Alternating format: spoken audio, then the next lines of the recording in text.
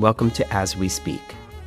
Today you will hear the second and final part of host David Sanborn's conversation with bassist Christian McBride.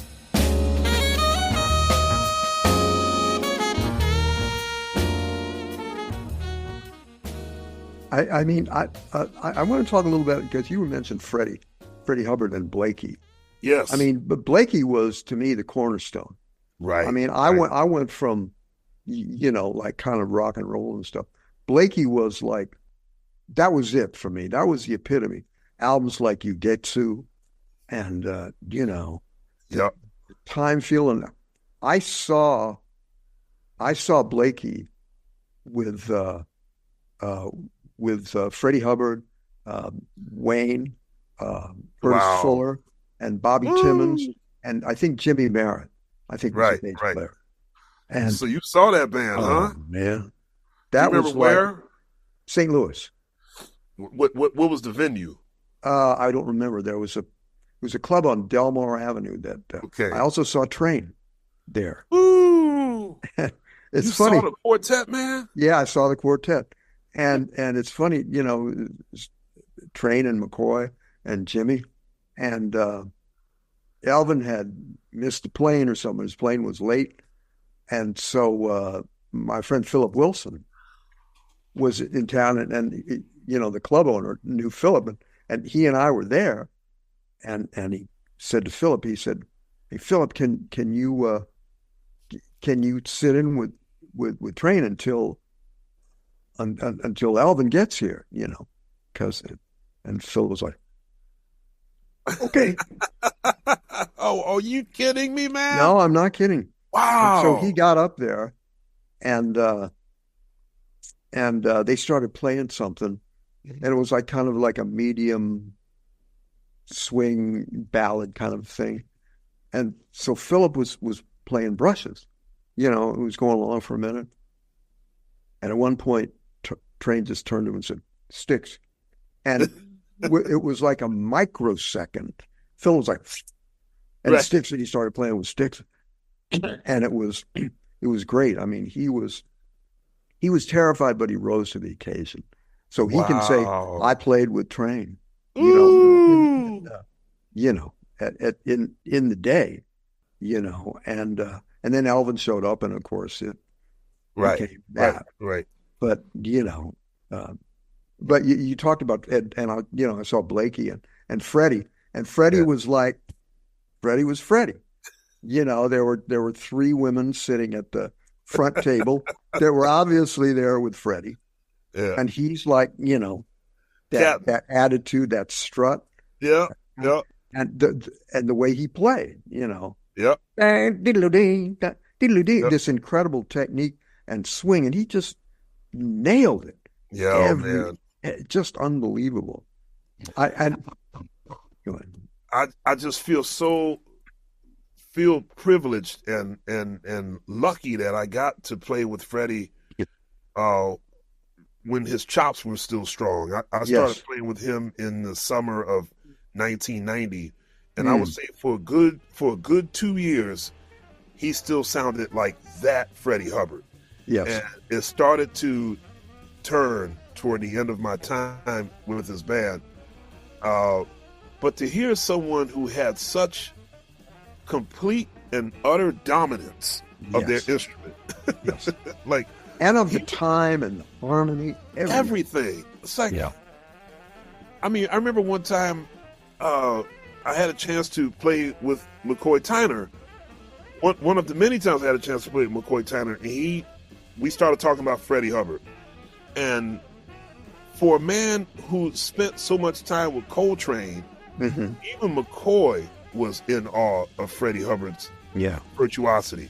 Yeah. And McCoy said, man, sometimes Freddie Hubbard would play the trumpet, and it was as if he were a kid playing with a toy.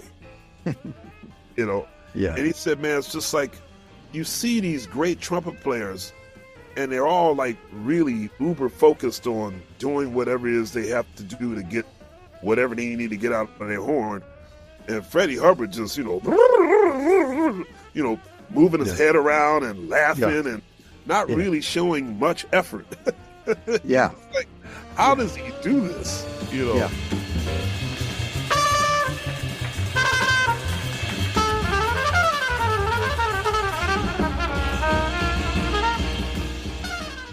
That effortlessness about him was just, it was extraordinary.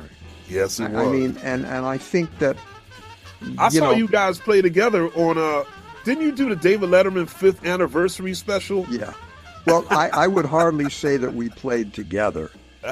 We were both there at the same time, you know.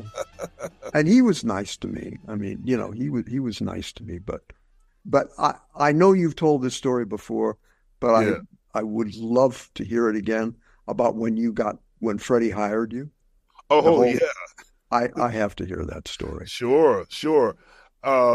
You remember they used to have the Budweiser Jazz Explosion. And there's a combination of words that doesn't quite fit together. Right. They had these series of Budweiser concerts, and they would go from city to city, and they would have like a local rhythm section, and they would just have, you know, these different, you know, principles. And so one year, I was in high school. They had the Budweiser Jazz Explosion with Freddie Hubbard, Gato Barbieri, Ramsey Lewis, and Angela Bofill. Wow. And, yeah. And so a couple years later, I'm now in New York. I'm going to Juilliard, and the school year is just about ended. And Carl Allen had become one of my closest mentors and big brothers already. So Carl calls and says, "Hey, I got this gig doing a Budweiser Jazz Explosion in Columbia, South Carolina. You want to do it?" And I was like, "Yeah, sure. You know, I'm in college. You know, I'm gigging a little, but not all that much." I said, "Who's on it?" He said, "It's Noel Pointer, Lonnie Liston Smith, Gene Carn, and Freddie." And I was like, "Oh man, this will be my big opportunity to get to play with Freddie Hubbard." So I only had to play the electric bass. So, I mean, part of me was kind of like, I wish I could play acoustic, but, you know, whatever. Yeah. So we go to Columbia, we play the gig, and I meet and play with Freddie.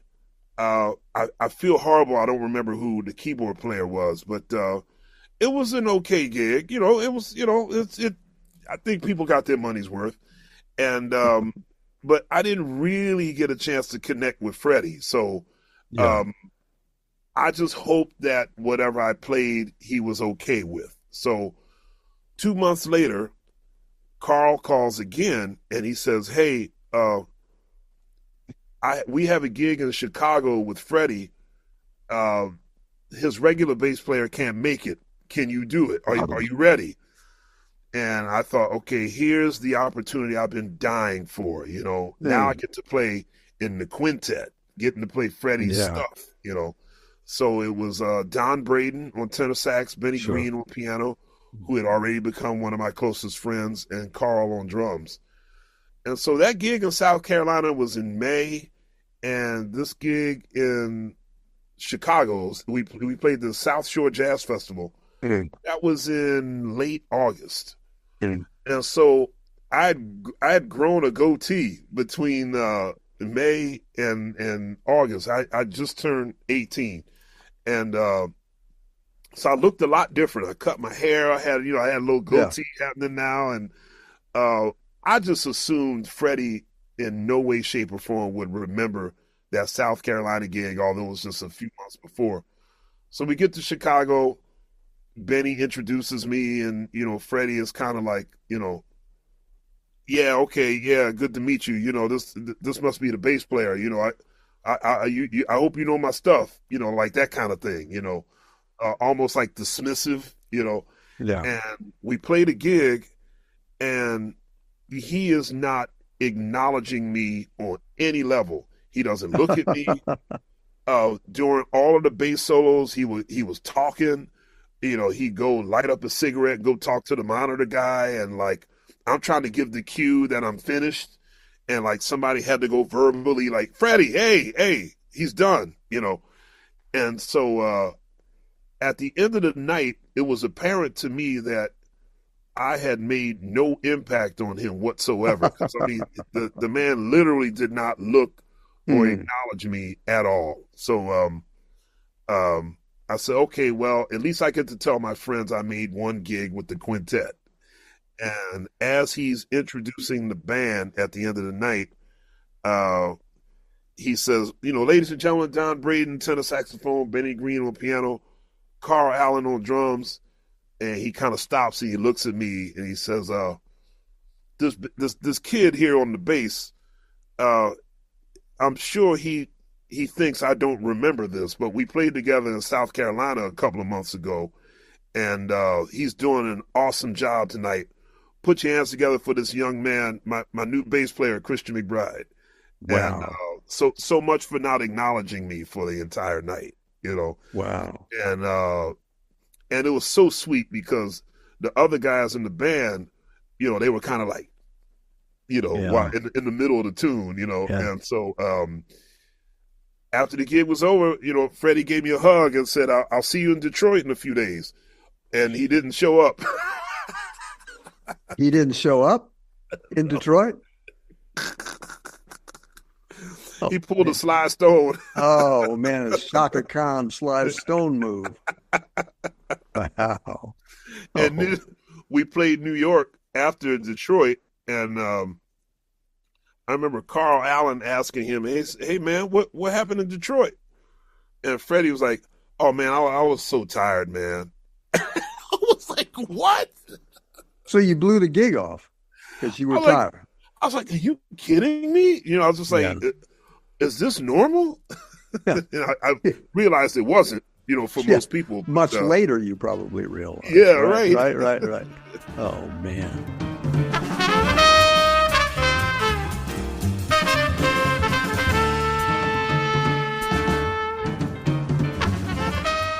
That was like an indirect ass kicking. Oh, right? Big time. Big time. And speaking of ass kicking, right?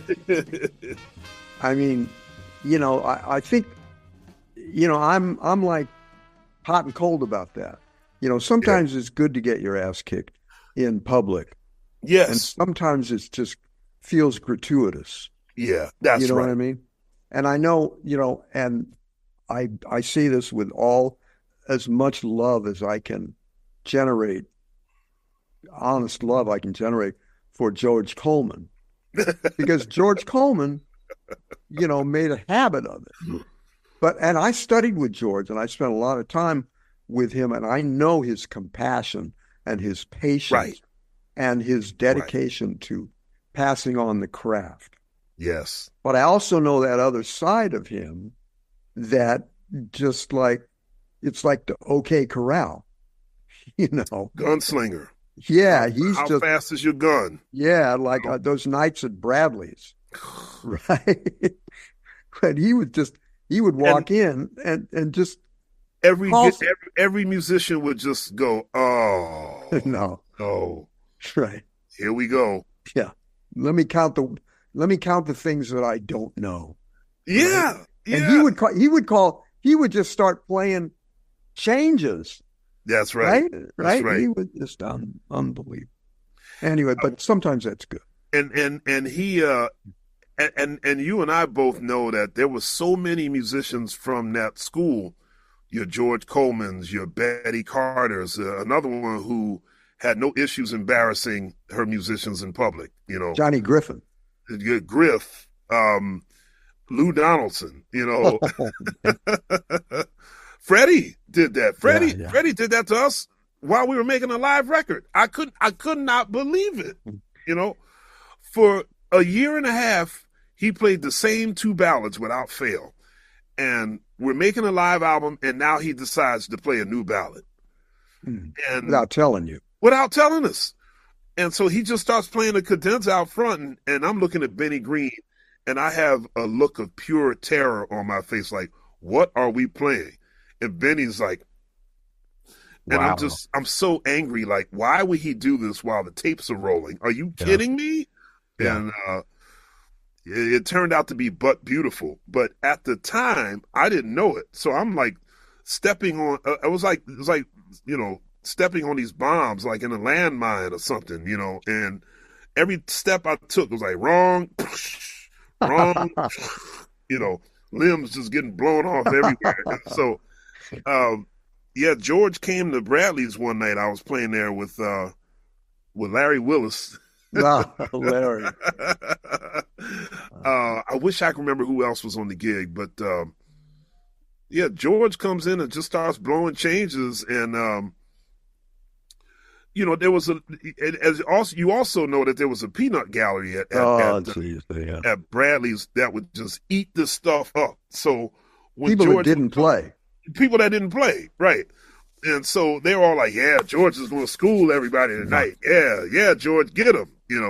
And he starts playing these changes, and I'm sweating bullets because I know I'm about to get embarrassed. I know. I just don't know on what scale it's going to be. Is it going to be a 1, a 5, or a 10? And he starts running these changes, and he looks at me and says, "What's the matter? You can't hear that?" And the entire audience, he said it out loud. He stopped playing in his cadenza and looked up and said, "What's the matter? You can't hear that?" And the entire audience was like, "Ooh!" I was angry. I was embarrassed. I was hurt. Now, the only thing that made it better was that Larry Willis was equally angry, baffled, and embarrassed. Exactly. Right. And so George then called out the changes. And now, mind you, he's sitting in. It's not even his gig. Yeah, right. Right. And he just bogarts the gig. He's calling out the changes, and Larry Willis is just, you can see smoke coming out of his head. He was so angry. And then George wanted to play that set of changes for about a good 20 minutes. No. Man, listen, I don't want to go any farther.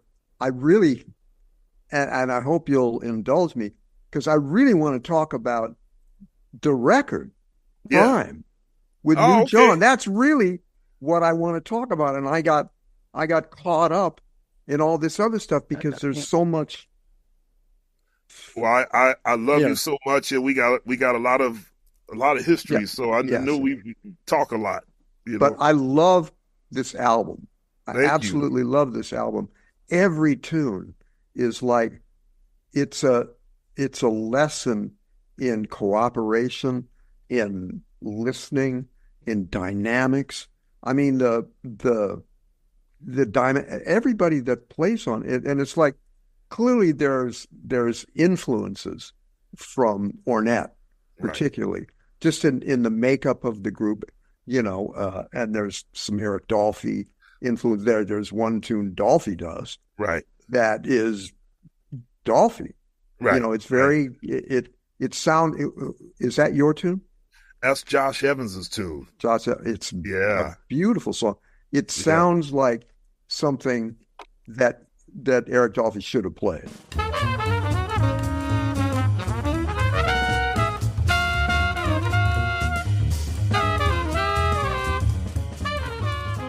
Everybody is just so good. Thank you, David. It's like starting with Prime, the tune Prime. There's that Ornette stuff at the beginning, that high-speed conversation, and then it breaks, and then there's like a that sounds like Head Bedlam with your Head Bedlam. Yeah, that's right, Head Bedlam. And then it kind of sells into like a Herbie, to a groove, almost Headhunters groove, right. And then there's that, the boom, boom, boom, bass clarinet and the bass double, and it's just that's one of those Sunday afternoon records that you just put on and just say, all right. Well, except for that first minute and a half. No, that's part of it. Oh, well, thank you, man. That's like wake up, like come on. You're going here now. Right. This is like, come on, let's go. And then everything from that point on is just it's so engaging. I mean, Moonchild, the warmth of the the bass clarinet and Yeah, bass, yeah. man, it's Oh, well, just thank you so much, man. and obsequious. Yeah. That's very Ornette like. Is that your tune or is that Josh's tune? That's actually an old Larry Young tune. Really? Yeah, yeah. Woody Yeah. Shaw recorded it a couple of times, and that's where I first learned that song from Woody. And the whole band, it was sort of a the band that I had before the New John is a band that you knew well. My trio with Christian Sands. Yeah. And first it was Ulysses Owens Jr. and then it was Jerome Jennings. yeah. But that trio wound up having such a distinct personality when Christian started to do his own thing and he left the trio. I thought, well, he has such a strong sound, and I think we had such a strong thing together. I thought my next band should be a complete 180-degree turn from this. And I was like, how far away from the trio can I get? I thought a pianoless quartet. Yeah, that did it. Not exactly innovative, but certainly something that I don't think a lot of my fans were expecting. And so I had already worked with Marcus Strickland a lot in the past, and he was a dear friend and somebody whose playing I always loved. But also being a bass player, I realized that the most important relationship that I have in just about any band is that with the drummer. So I thought, who's the drummer going to be? And for what I had in mind, I said, I want somebody who can swing, but who doesn't exclusively live there. Somebody who could be as abstract and as progressive and the more I thought about it, I say, there's nobody better than Nasheed Waits. And I knew Nasheed for a long time, but we virtually had only played together once or twice. And so thank goodness he was willing to be in the band. And I just started asking around to a lot of people who I trusted. And I said, I'm looking for a trumpet player. Who should I get? And when I described kind of what I was going for, they said, man, you should check out Josh Evans.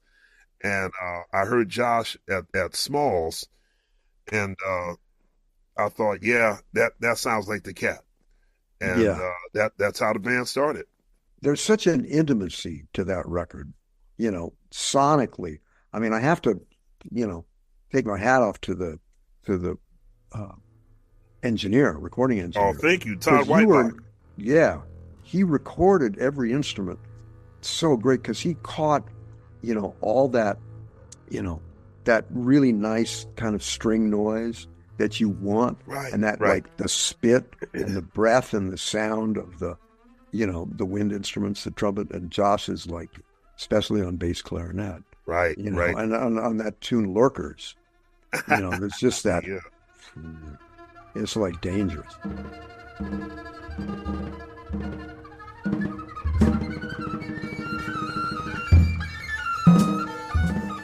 I wrote that song because specifically, when you're on stage at the Vanguard and you can see like the little hallway going back to the men's room. Yeah. Oh, God. There's a lot of people that like to hang out in that little area back there. So right next to the stairs going up. And they feel like lurkers, they're just kind of there, like, just they're kind of peering around the corner into the kitchen and like, man, what are y'all doing? Go do something. Yeah. Stop lurking. There's some kind of impending something there. But that tune is just, it's great. And it's kind of like got this chant like dirge like quality to it, Right. And I don't mean dirge like in a negative sense. Sure. Like there's that, But anybody who has ever gone to the men's room at the Vanguard, you'll feel those eyeballs just kind of checking you out. It was like, ooh. Yeah, I remember When I used to work there with Gil Evans, we used to do Monday nights Sure. at the Vanguard before Thad Mel did Oh, it. wow. This was back when They had two big bands in there? no, this was I think before Thad and Mel even were a thing. Yeah. This is when Max Gordon was still one. Mm-hmm. And I don't know. I mean, maybe Thad and Mel were there, but they weren't doing Monday nights. Gil was doing Monday nights, unless he was. Wow. I'm not sure what the relationship was in Wait, were you guys? I remember when I first moved to town, Gil was at Sweet Basil. Well, this is much later. Okay. This is way before that. This is like 70s, early. Wow. Early 70s. Yeah. I remember I was living at Gil's house at the time. Wow. Because I left Woodstock and I didn't have any place to live, and Gil said, "Well, you can stay here." Was Howard Johnson in the band? Of course, Howard got me in the band. Wow. And Hannibal Marvin Peterson, Right. Billy Harper. Woo! That was a good band, man. Billy Harper. There's as an unsung hero, immensely underrated. That's right. All the time he spent with Max, and he's just extraordinary. Yes, he is. And Power. We used to play a lot of his tunes, and Gil arranged a lot of Billy's tunes. Priestess, right? Did y'all play Capra Black? Capra Black.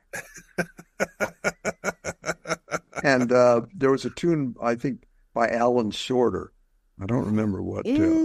Wow! Y'all played that? Played arranged Friday the 13th. Da and da da da da da da da da da da yap da.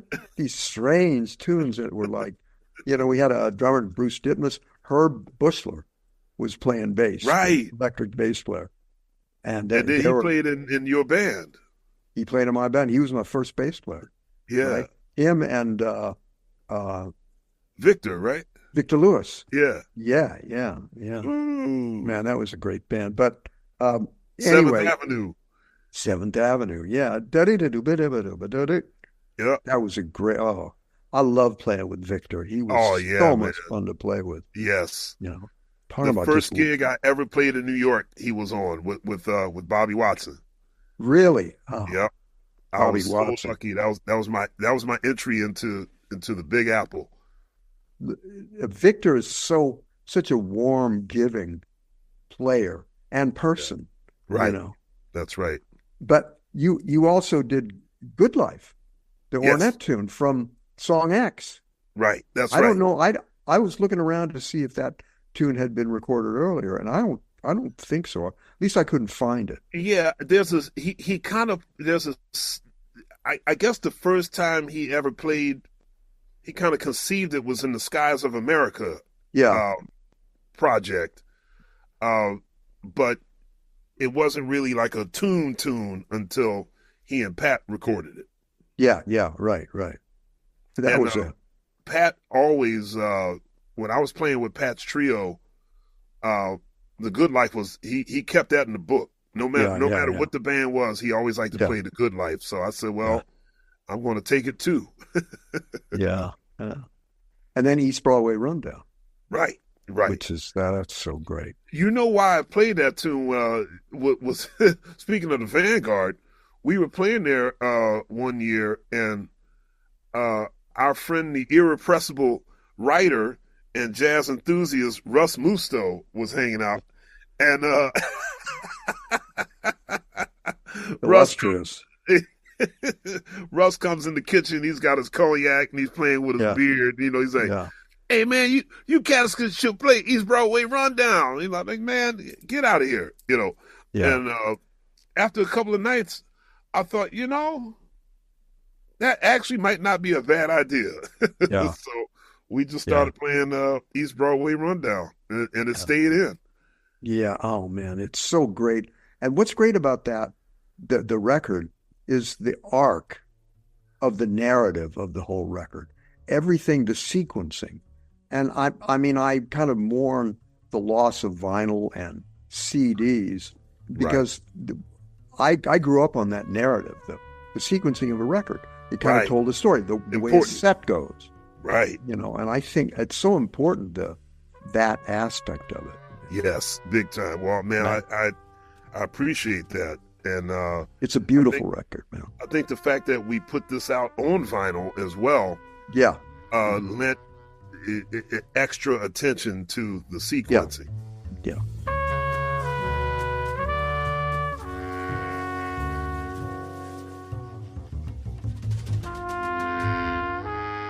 Listen, I'm looking at the time and I realize I'm just like, I'm just like dragging you like, one more thing. No, you know, dude. that there's this, but thank you. I can't thank you enough for taking the time to talk to me about this, because there's just so much I wanted to, talk to you about. And I'll save some of the stuff for the next time down the road when we talk. Stuff about Joey DeFrancesco, and the Philly thing, but let's save that for another time. I really wanted to end on this record, which is an extraordinary record. And I mean, it's one of my personal favorites because it brings out an aspect of warmth in your playing that, and there's a sense of adventurousness and the sense of pointing the way forward that I really feel, and just. My hat's off to everybody, and to Marcus and Joss and Nasheed. Everybody played so great on it, and so together as a band. It's a band. Well, hey man, you are. I can't tell you enough how much I love and appreciate your friendship, your mentorship, and all of the great music you've given us through the years, man, and that you continue to give us. And I'm really glad that you have your show, man. It's good nice. On WBGO. Yeah, and I'm glad. It's like, it's just I ask people kind of shit that I want to know, because I'm innate, like you, I'm innately curious. Yeah. About, let's bring night music back, man. Yeah, there you go. That's right. Bring back night music. Come on, all right, man. my friend. Oh, listen, thank you so much.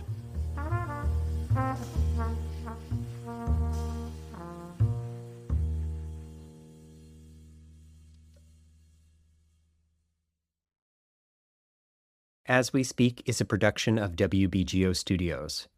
This episode was produced by Trevor Smith. The executive producer of As We Speak is Billy Robinson.